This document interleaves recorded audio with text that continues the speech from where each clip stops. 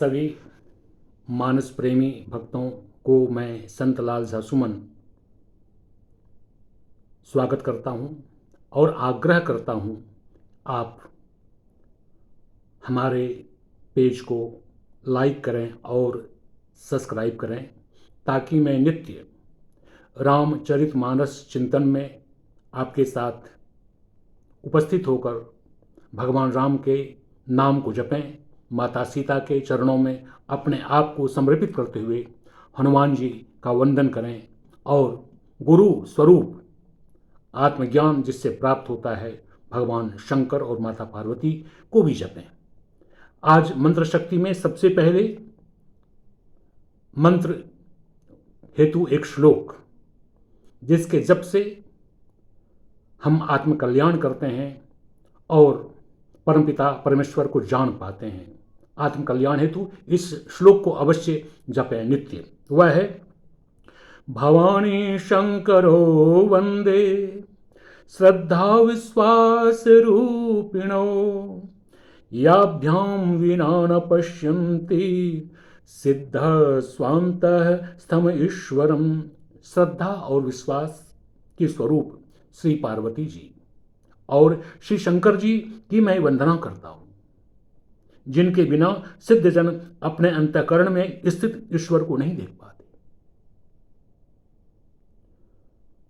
परमपिता परमेश्वर तो आत्मा में सदैव बसते हैं, निवास करते हैं, लेकिन हम सभी देख नहीं पाते। उसका कारण है भगवान भोलेनाथ की कृपा, माता पार्वती का आशीर्वाद। इसलिए इस श्लोक का नित्य जपें तो प्रभु कृपा से हम सभी का कल्याण होता है और अपने आप को समझ पाते हैं। आत्मा परमात्मा के भेद को समझ करके अपने कल्याण का मार्ग स्वतः प्रशस्त करते हैं। आइए इसी के साथ रामचरितमानस चिंतन में हम आप सभी को लेकर चलते हैं और आज गुरु की चरणों की वंदना संत तुलसीदास के निर्देशानुसार करने का विधान है।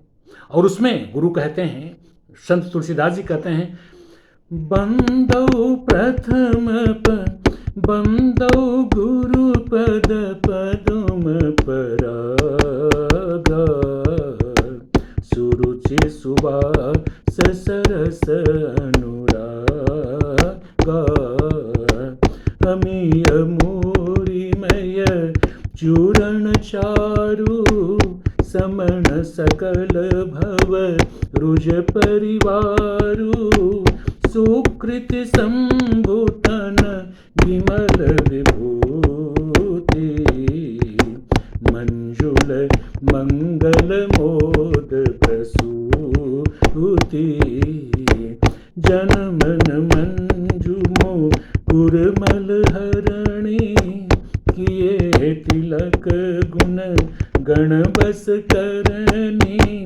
श्री गुरु पदनथ मणिगण ज्योति सुमिरत दिव्य दृष्टि होती दलन मोहतम सौस प्रकाशु दलन मोहतम सौस प्रकाशु बड़े भाग उर आवई जासु उघरहि विमल विलोचन हीके मिटहि दोष दुख भव रजनी के सूझहि राम चरित मणिमानिक कुबुत प्रगट जन जो जहि खानिक जथा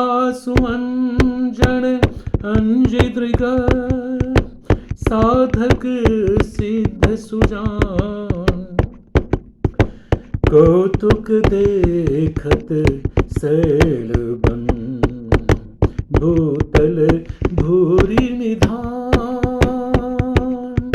भूतल भूरि निधान भूतल भूरि निधान।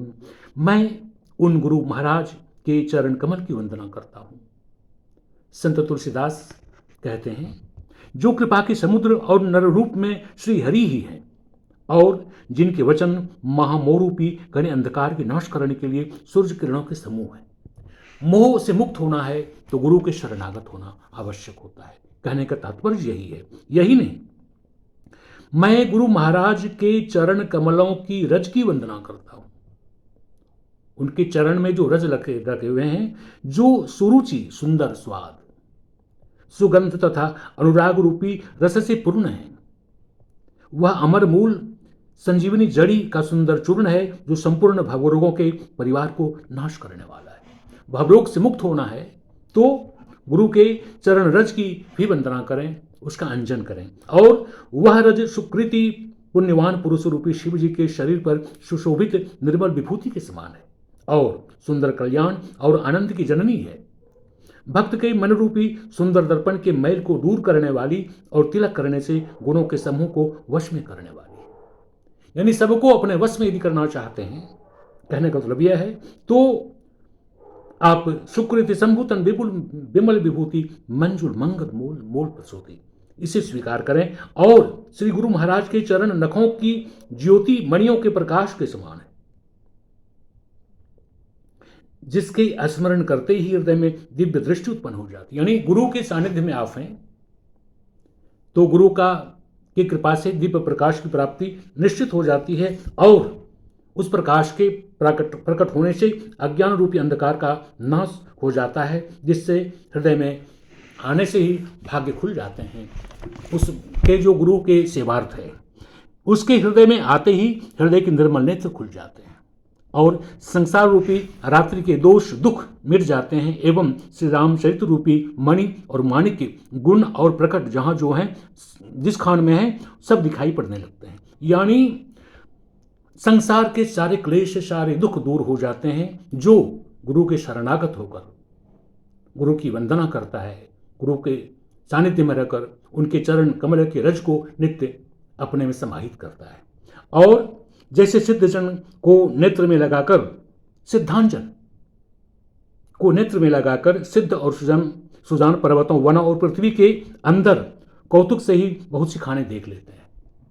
यह है गुरु के रज की महिमा, यह गुरु के नख के ज्योति का स्वरूप है, जिसका हम सभी गुरु के सानिध्य में रहकर यदि इसे स्वीकार करें, अपने आप में आत्मसात करें, तो निश्चित रूप से हम सबों का कल्याण होगा। आज मैं अपने वाणी को यही विराम देता हूँ। पुनः कल आपकी सेवा में प्रस्तुत होऊंगा। श्री राम जय जय राम, संकट मोचन जय हनुमान।